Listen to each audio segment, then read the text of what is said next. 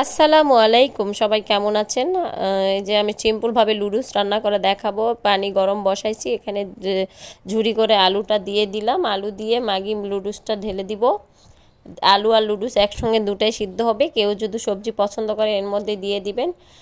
গাজর বরবটি যাই পছন্দ করেন। আমার ছেলে মেয়ে সবজি পছন্দ করে না, এই জন্য খালি আলুটাই দিলাম।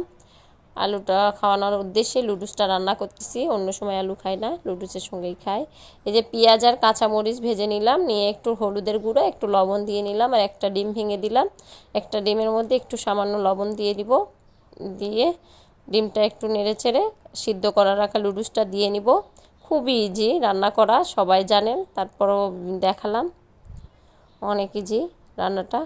এই যে নেড়ে চেড়ে লুডুসের মশলাটা দিয়ে দেবো। ম্যাগি দুই প্যাকেট মশলা। বড়দের জন্য রান্না করলে একটু ঝাল মশলা সব দিতে হয়, বাচ্চা খাবে দেখে।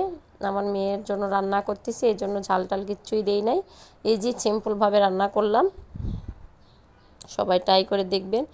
সিম্পল হলেও অনেক মজা হয়। আল্লাহ হাফেজ।